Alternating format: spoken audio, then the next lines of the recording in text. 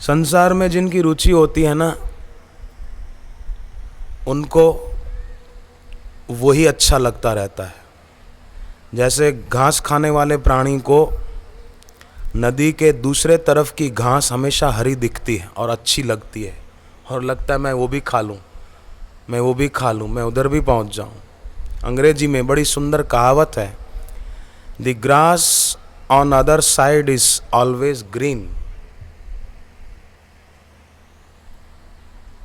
उसको अच्छा लगता है कि मैं वो भी खा लूँ, मैं वो भी खा लूँ। ऐसे कई लोग, मैं इंग्लैंड जाऊँ, मैं अमेरिका जाऊँ, मुझे स्टडी वीज़ा मिल जाए, मैं उधर ही सेट हो जाऊँ, मैं ये कर लूँ, मैं ये कर लूँ। तो समझो पशु बुद्धि है, पशु बुद्धि। भागवत के अंतिम स्कंद में सुखदेव जी महाराज परीक्षित राजा को कहते हैं कि राजन, पशु बुद्धि का त्याग करो। आखिरी दिन, पूर्णाहुति के दिन, सुखदेव जी परीक्षित जैसे उत्तम श्रोता को, प्रवर श्रोता को, एक होते हैं अवर श्रोता, जब जी में आएगा तो आएंगे, जितनी देर अच्छा लगेगा बैठेंगे, फिर जी में आया तो चल भी देंगे, चल मेरे भाई, भागेंगे। वो होते हैं अवर श्रोता। दूसरे होते हैं प्रवर श्रोता, शुरुआत से लेकर आखिर तक आदर पूर्वक पूरी बात को सुनेंगे, समझेंगे। ऐसे प्रवर श्रोता थे परीक्षित राजा। ऐसे प्रवर श्रोता को सुखदेव जी आखिरी दिन कहते हैं, पशु बुद्धि का त्याग करो राजन। मैं देह हूं, ये पशु बुद्धि है,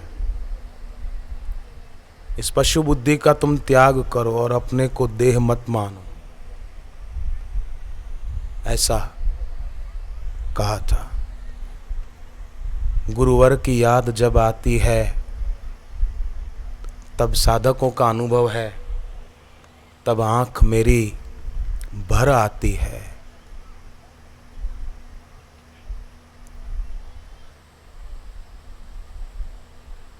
किसी कवि ने ठीक कहा है, मजा बरसात का चाहो तो हमारी आंख में बैठो, वो बरस में बरसता है। आकाश का मेघ वो बरस में बरसता है और ये बरसों से बरसती है। वो तो बरस में बरसता है एक बार, और ये बरसों से बरसती। आषाढ़ के मेघ साल में एक बार उमड़ते हैं, पर जो भक्त होते हैं उनके दिल में रोज आषाढ़ के बादल उमड़ते हैं। उनकी गुरु पूर्णिमा एक दिन नहीं होती साल में, आषाढ़ी पूर्णिमा एक दिन नहीं होती, उनकी रोज आषाढ़ी पूर्णिमा होती है, क्योंकि रोज आषाढ़ के बादल उमड़ते हैं। दुनिया तो है माया की, हर पल ये हमें भरमाती है, गुरुवर की कृपा ही हम सबका जीवन ये महकाती है। कितने करूं चाहे दर्शन मैं, मेरी प्यास नहीं बुझ पाती है, मेरा दिल तो बहुत कुछ कहता है, पर वाणी मेरी रुक जाती है।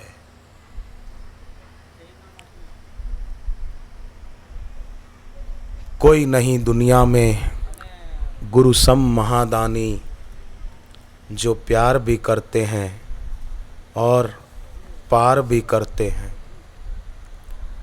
इस असार संसार में सब कुछ परिवर्तनशील है, जहाँ इसमें अपरिवर्तनशील ईश्वर का ज्ञान जो गुरुदेव दे रहे हैं, ऐसे गुरुदेव के प्रति हम सभी शिष्यों का, साधकों का कृतज्ञता का भाव सदैव बना रहना चाहिए। जितनी कृतज्ञता होगी गुरु के प्रति, उतना ऊंची ऊंची यात्रा क्रमशः होती जाएगी, उतना उनकी कृपा को हम हजम करने की क्षमता अपनी विकसित कर सकेंगे।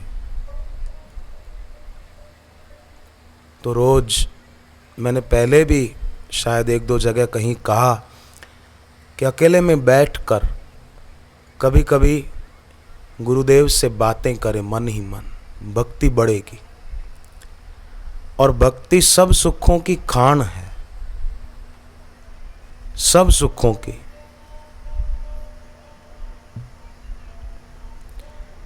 लोगों ने सुबह का सूर्योदय देखा है, कितना वो दृश्य मोहक लगता है, परंतु उस सूर्य के मुकाबले कुछ भी नहीं जो भीतर प्रतीक्षारत है उगने की, उदय होने की। कमल के फूल खिले हुए देखे होंगे, गुलाब के फूल खिले हुए देखे होंगे, परंतु हमारा जो सहस्त्रदल कमल खिलता है गुरुदेव के सुमिरन में, उनकी याद में, उसके सामने ये बाहर का सरोवर में खिलने वाला कमल या गुलाब वो कुछ भी नहीं है। कारण कि ये गुलाब, कमल के फूल, गेंदे के फूल, मोगरे के फूल ये मुरझा जाते हैं, सूख जाते हैं, इनकी सुगंध लुप्त हो जाती है। परंतु गुरु की उपासना से, गुरु की भक्ति से एक बार ये हृदय कमल खिल जाएगा तो फिर ये कभी मुरझाएगा नहीं।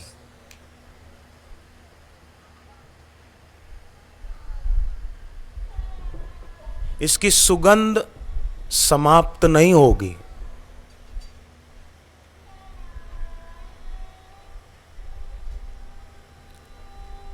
ये हमेशा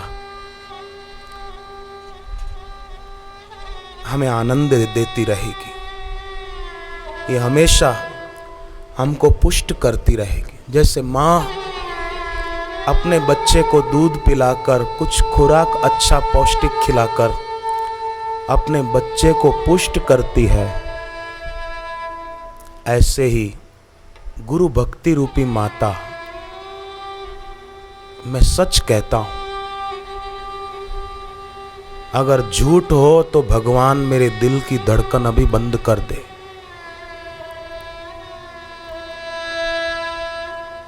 गुरु के प्रति भक्ति भाव रूपी माता जो है ना, वो बड़ा ख्याल करती है हमारा।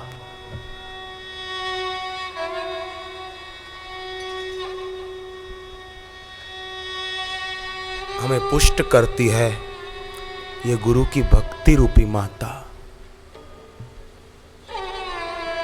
भक्ति शब्द स्त्रीवाचक है, उपासना शब्द स्त्रीवाचक है। ये गुरु की भक्ति जिसके दिल में होती है तो माया शब्द भी स्त्रीवाचक है। एक स्त्री दूसरी स्त्री के रूप पर कभी भी मोहित नहीं होती है। उसी प्रकार जिसके दिल में भक्ति है गुरु की, ईश्वर की, फिर माया उसका कुछ बिगाड़ नहीं सकती। मैं आप सभी के चरणों में, मैंने आप सब की आंखों में बड़ी श्रद्धा की चमक देखी। कितना प्यार से आप लोग गर्मी सहकर, भीड़ में धक्का मुक्की सहकर, कभी सेवाधारी कहे यहाँ नहीं बैठो, यहाँ बैठो, इधर मत बैठो, इधर बैठो, सब सहकर भी आप बैठ जाते हैं। बाहर के कष्ट सहकर भी, असुविधा सहकर भी, मैंने इन दिनों में देखा है।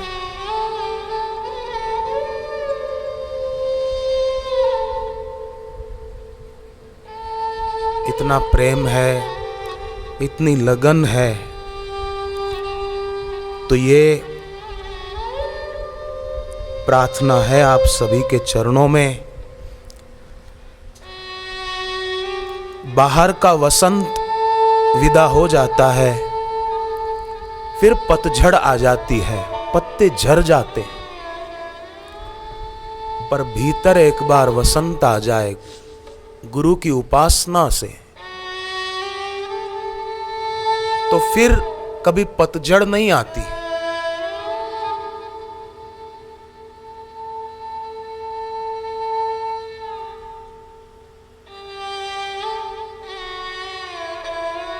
संत ज्ञानेश्वर जी कहते थे कि गुरु का द्वार वो साधक के लिए सब धर्मों का सार है।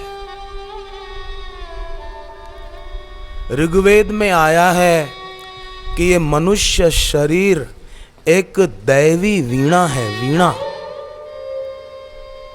एक सुंदर साज है। वीणा हमारे पास है, परंतु वीणा वादक को बुलाया नहीं। पर हमारा सौभाग्य है बहनों भाइयों कि भगवान ने, परमेश्वर ने बड़ी कृपा की है हम लोगों पर कि वीणा वादक को हमारे पास भेजा है, या यूं कहो हमको उनकी शरण में पहुंचाया है, ताकि हमारी इस मनुष्य शरीर रूपी वीणा के द्वारा दिव्य संगीत निकले, किसी का हृदय पुलकित हो जाए, आनंदित हो जाए, गदगद हो जाए। कितना अच्छा।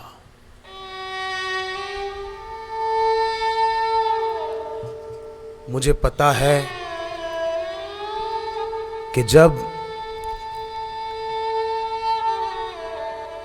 गुरुदेव के दर्शन होते हैं आनंद आता है, पर जब गुरुदेव से थोड़ा दूर जाते हैं तो मन में एक विरह की पीड़ा होती है भक्त को, और उसको होता है कि अब दोबारा मुझे इन करुणा सिंधु के दर्शन कब होंगे।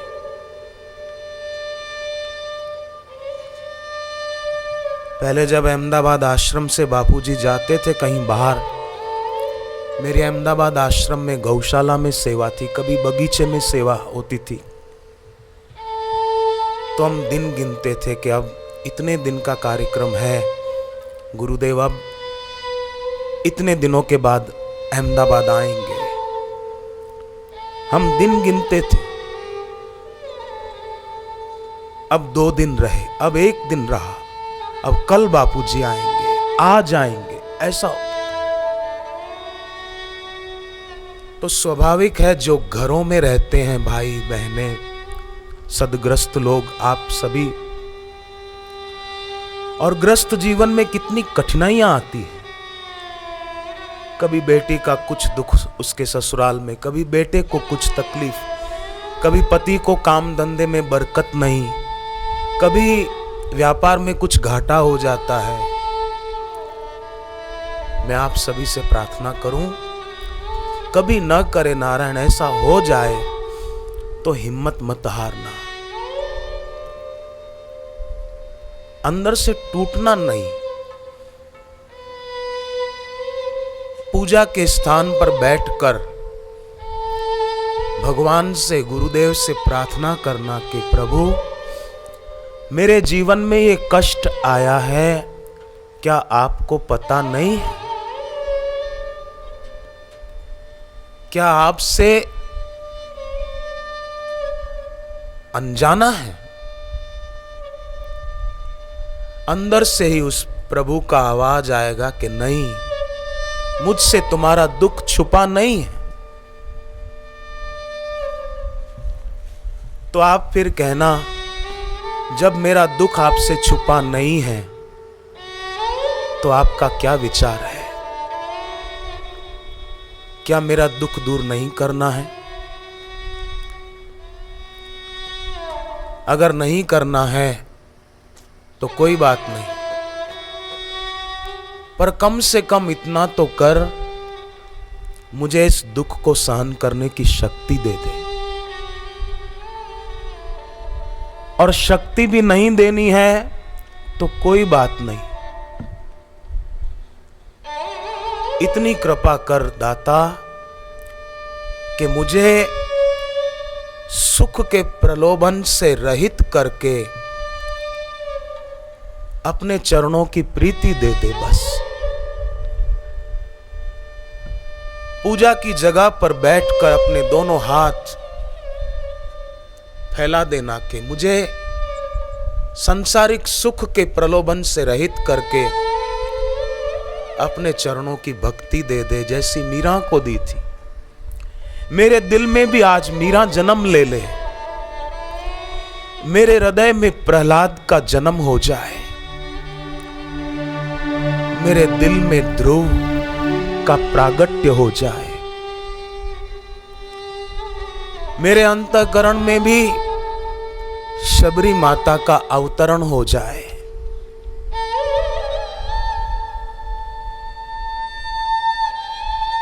ऐसी हृदय से जब पुकार होगी तो आप जरा सोचो,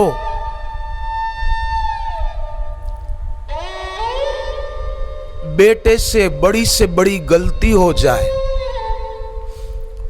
मां बाप उसको खूब डांट रहे हो, फटकार रहे हो, बेटा कुछ बोल नहीं रहा है,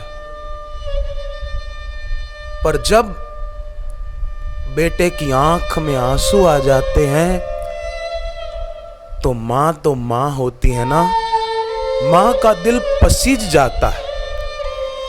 मां बेटे को अपने हृदय से लगा लेती है और कहती है, नहीं बेटे मत रो, रोना नहीं बेटे, कोई बात नहीं, गलती हो गई, अब आइंदा ख्याल रखियो। एक मां अपने बेटे की आंख के आंसू देखकर पसीज जाती है, उसका दिल पिघल जाता है। तो जरा सोचो, क्या भगवान का और गुरु का दिल मां से कठोर है क्या? क्या उनका दिल पत्थर का बना हुआ है? नहीं।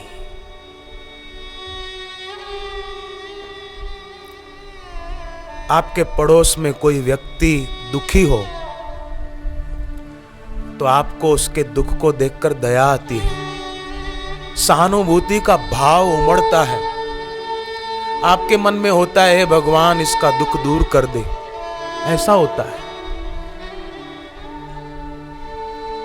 तो जब एक पड़ोसी दुखी व्यक्ति को देखकर आपके दिल में दया का सागर लहराता है, तो क्या भगवान के दिल में नहीं लहराता हो? जरा सोचो। तो यहां एक प्रश्न हो सकता है कि जब उसके दिल में दया का भाव आता है तो हमारा दुख वो दूर क्यों नहीं कर देते? याद रखना, विभीषण जी ने एक बड़ी सुंदर बात कही भगवान राम के आगे। विभीषण जी ने कहा, तुम कृपाल जा पर अनुकूला, ताही न व्याप त्रिविध भवशूला। आप जिस पर अनुकूल हो जाते हो दाता, उसको संसार के 3 ताप व्याप नहीं सकते, व्याप नहीं सकते। कभी ऐसी परिस्थिति आएगी पर व्यापेगा नहीं। भक्ति का मतलब ये नहीं कि बाहर से कोई दुख ना आए, भक्ति का मतलब एक ऐसी हमारी हृदय की स्थिति हो जाए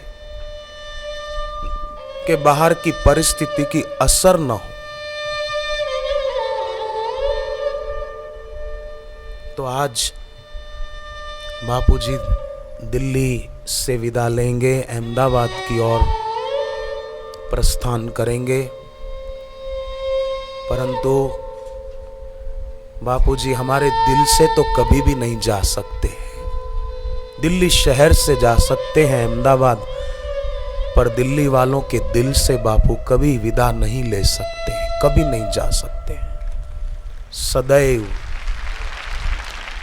दिल में वास है।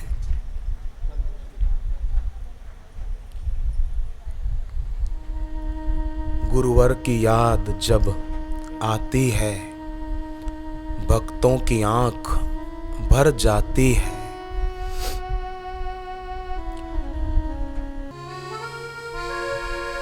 तेरा ही प्रेम मेरे जीवन का सार है, तेरा ही प्रेम मेरे जीवन का सार है।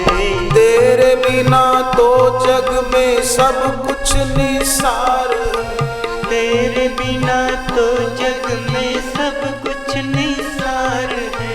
दुनिया के भोगों से हमको बचा लेना, दुनिया के भोगों से हमको बचा लेना। हित करो दाता बस वो ही हमें देना, हित कर हो दाता बस वो ही हमें देना। ओम हरि ओम, हरि ओम, हरि ओम, हरि ओम, हरि ओम, हरि ओम, हरि ओम।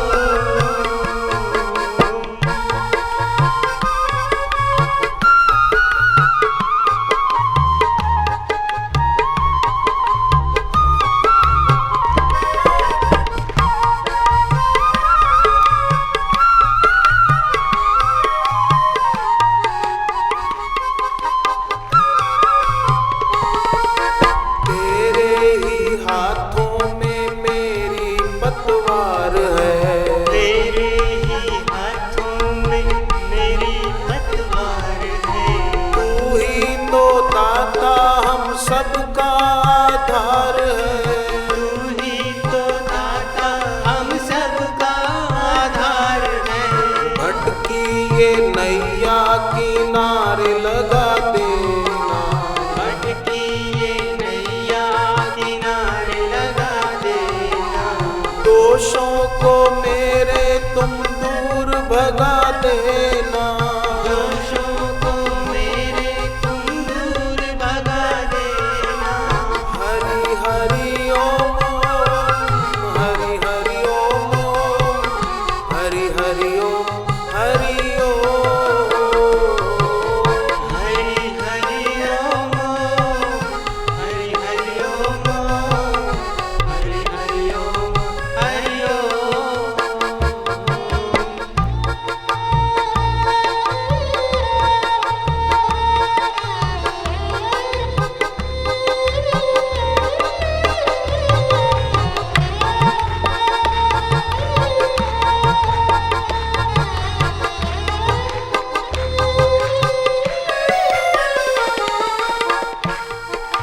कामना व वासना से हमको बचाना, कामना वासना से हमको बचाना। गिरते इस जीवन को ऊंचा उठाना, गिरते इस जीवन को ऊंचा उठाना। मन को वश करने की नीति हमें देना, मन को वश करने की युक्ति हमें देना। अपने ही चरणों की प्रीति हमें देना, अपने ही चरणों की प्रीति हमें देना। हरि हरि ओम, हरि हरि ओम, हरि हरि ओम, हरि ओम, ओम हरि हरि ओम, हरि हरि ओम, हरि हरि ओम, हरि ओम।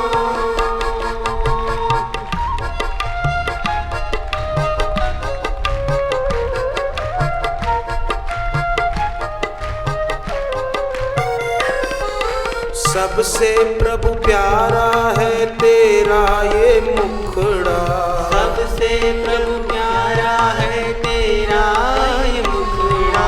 दर्शन से मिटता है दिल का हर दुखड़ा, दर्शन से मिटता है दिल का हर दुखड़ा। दर्श नित पाए ऐसा भाग्य हमें देना, दर्शनित पाए ऐसा भाग्य हमें देना। सेवा का अपनी सौभाग्य हमें देना, सेवा का अपनी सौभाग्य हमें देना।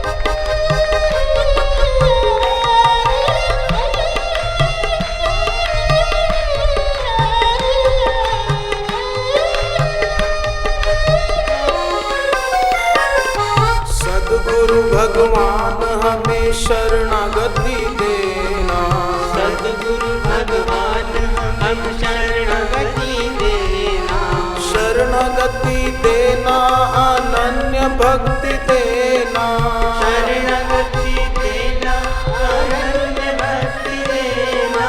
तुमसे ना हो कभी भी अब जुदाई, तुमसे न हो अब कभी जुदाई, तेरे ही संग से है सबकी भलाई, तेरे ही संग से है सबकी भलाई। पापों का नाशक सत्संग हमें देना, पापों का नाशक सत्संग हमें देना, अपनी प्रेम भक्ति से रंग हमें देना, अपनी प्रेम भक्ति से रंग हमें देना।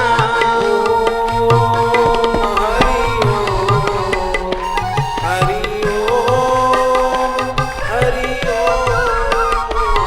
हरि ओम, हरि ओम, हरि ओम, हरि ओम।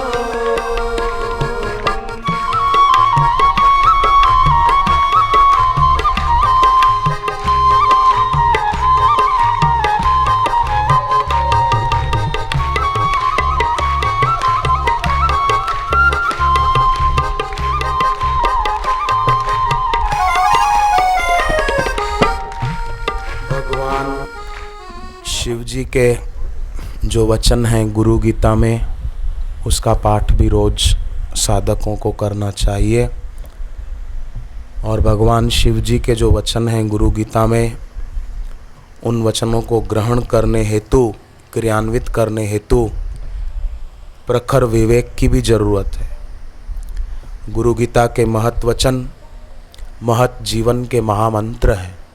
जिसको ऊंचा जीवन जीना हो वो गुरु गीता का पाठ जरूर करे। कई साधकों ने तो गुरु गीता लिखी भी है, मैंने भी एक बार लिखी थी। अहमदाबाद में एक बहन ने मुझे दिखाया 108 बार गुरु गीता लिखी उसने। तो गुरु गीता के मंत्रों को अपनाकर अध्यात्म राज्य में प्रवेश सुगमता से मिल जाता है। सर्व पाप विशुद्ध आत्मा श्री गुरोः पाद सेवनाथ। गुरुदेव के चरणों का सुमरण करते हुए जल अपने सिर पर डालने से सभी तीर्थों के स्नान का फल मिल जाता है। हम स्नान कर रहे हूँ, स्नान कर लिया बस, तो फिर आखिरी में हाथ में थोड़ा पानी लेकर गुरुदेव का, गुरु चरणों का ध्यान सुमरण करते हुए वो जल अपने सिर पर डाल। महर्षि अरविंद योगी के एक शिष्य थे जिनका नाम था गंगाधरण। वो कहते थे श्रेष्ठ, सबसे श्रेष्ठ और सुगम किंतु सबसे अधिक फलदायी और प्रभावोत्पादक साधना गुरुदेव के चरणों का ध्यान है। प्रभावोत्पादक, फलदायी। गंगाधरण जो अरविंद योगी के शिष्य थे, उनको सेवा तो साफ सफाई करने की मिली हुई थी, परंतु सेवा से गंगाधरण ने महर्षि अरविंद योगी का और माताजी का दिल जीत लिया था। जन्मदिन था तो जन्मदिन पर गुरुदेव से चरणामृत मांगा और कहा कि हर वर्ष मुझे ये लाभ मिलता रहे। यही मेरे लिए जीवन का सार सर्वस्व है, गुरु चरण रज और मेरे गुरुदेव का चरणामृत। ऐसी गंगाधरण की अपने गुरु अरविंद जी के प्रति निष्ठा थी।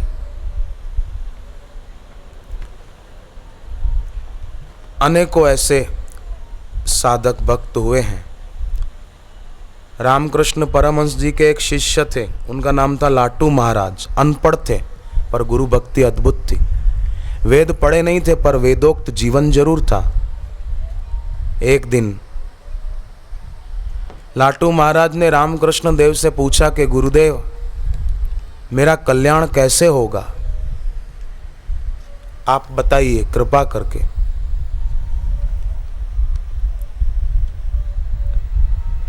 लाटू महाराज पूछते हैं गुरुदेव रामकृष्ण परमहंस को, मेरा कल्याण कैसे होगा।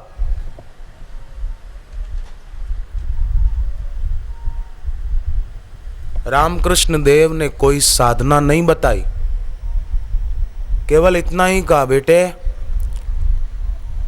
मैं हूं ना, तू चिंता क्यों करता है, बस इतना ही कहा गुरुजी ने। कोई 2-3 घंटे बिठाकर उसको उपदेश नहीं दिया, इतना ही कहा, मैं हूं ना, बस।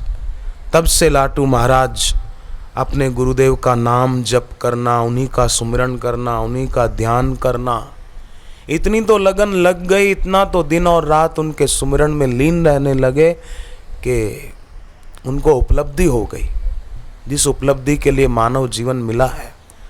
और स्वामी विवेकानंद ने इनका नाम अद्भुतानंद रखा। स्वामी विवेकानंद ने बोले अद्भुत है इस आदमी की गुरु भक्ति, अद्भुत है इसका अपने गुरु चरणों के लिए प्रेम।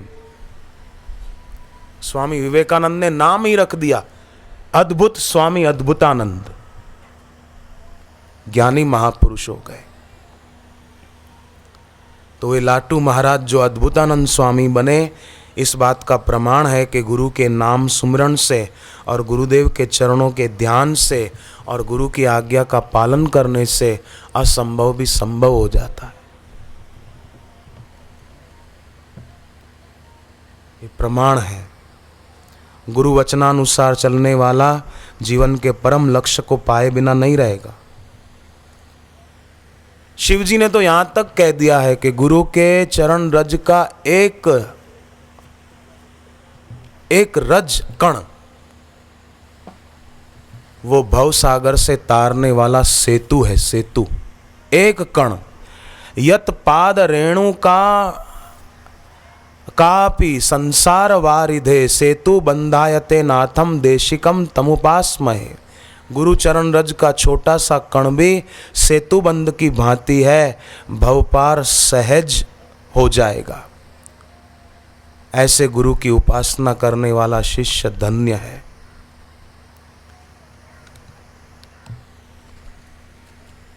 जिन गुरु के चरण रज का एक कण भवसागर से तारने वाले सेतु के समान है। नागमाशय रामकृष्ण परमहंस के शिष्य थे। ग्रस्त होने के बावजूद उनका जीवन सन्यासियों से भी ज़्यादा कठोर और तपपरायण था।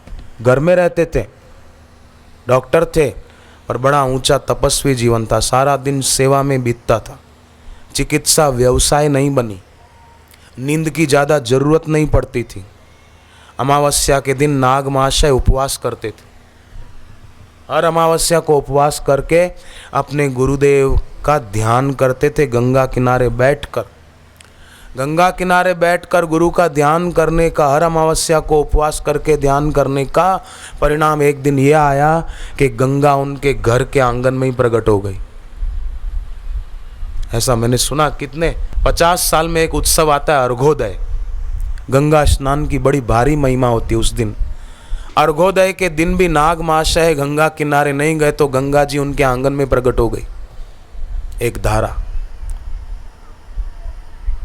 अनुसुईया जी ने तो पातिव्रत धर्म के प्रताप से गंगा की एक धारा चित्रकूट में प्रकट की थी, पर नाग महाशय ने तो अपनी गुरु भक्ति के प्रताप से कहा नहीं, पर फिर भी प्रकट हो गई।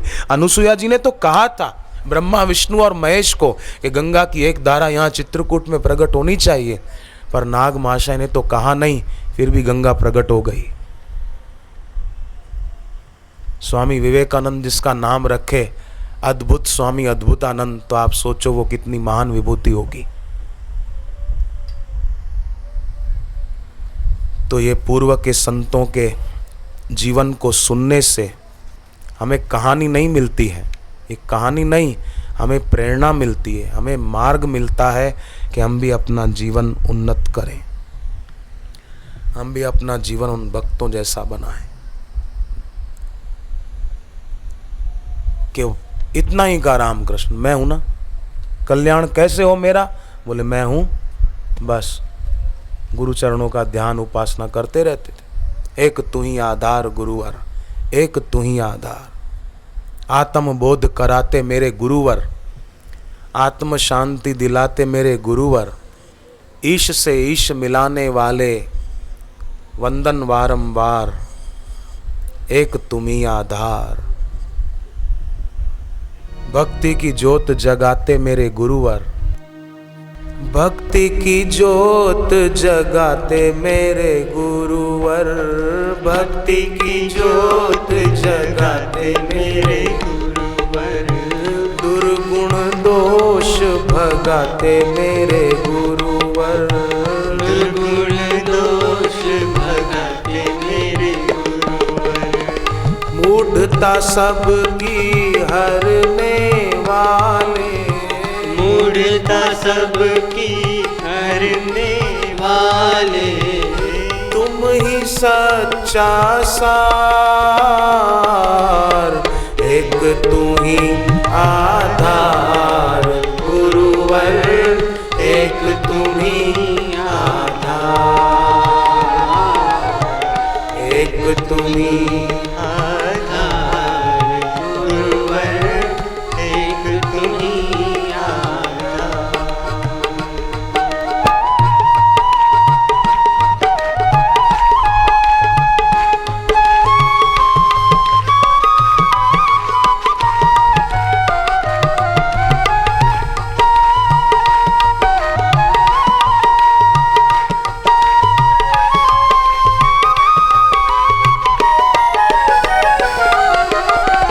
बिन मांगे सब देते मेरे गुरुवर। बिन मांगे सब देते मेरे गुरुवर। सबके दुख हर लेते मेरे गुरुवर। सबके दुख हर लेते मेरे गुरुवर। सबकी बिगड़ी बनाने वाले, सबकी बिगड़ी बनाने वाले। तुम ही सर्जनहार, एक तुम ही आधार गुरुवर। एक तुम ही आधार, एक तुम ही आधार गुरुवर। एक तुम ही आधार।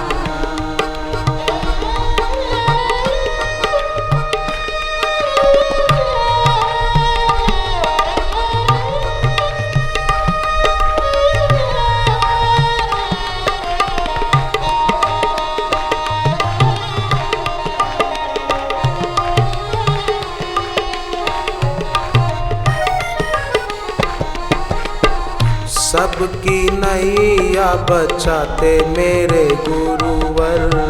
सबकी नैया बचाते मेरे गुरुवर। भव से पार लगाते मेरे गुरुवर। भव से पार लगाते मेरे गुरुवर। डूबतों को बचाने वाले, डूबतों को बचाने वाले। तुम ही खेवनहार, एक तुम ही आधार गुरुवर। एक तुम ही आधार, एक तुम ही आधार गुरुवर। एक तुम ही आधार।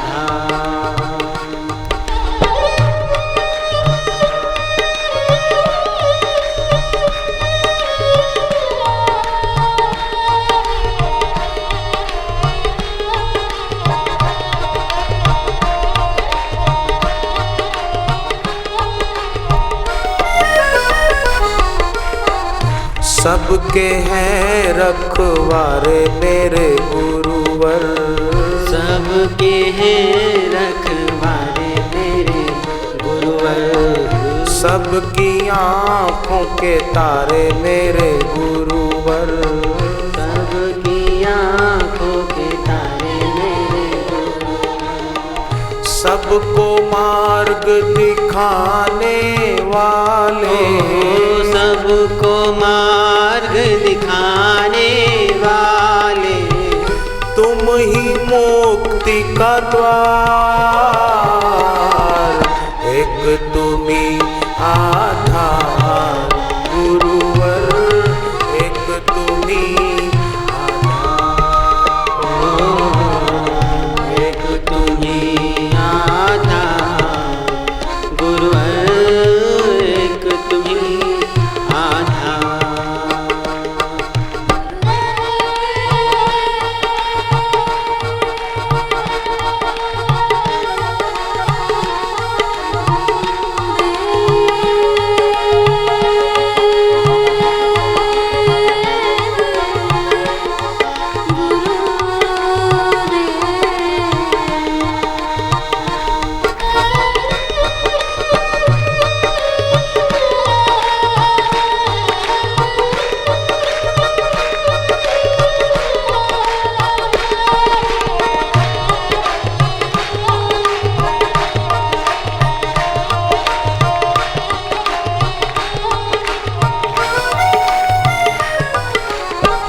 प्रेम पियाला पिलाए मेरे गुरुवर, प्रेम पियाला पिलाए गुरुवर, ज्ञान निराला सुनाए मेरे गुरुवर, ज्ञान निराला सुनाए मेरे गुरुवर, द्वैत का भाव मिटाने वाले, द्वैत का भाव मिटाने वाले, हमको करो स्वीकार,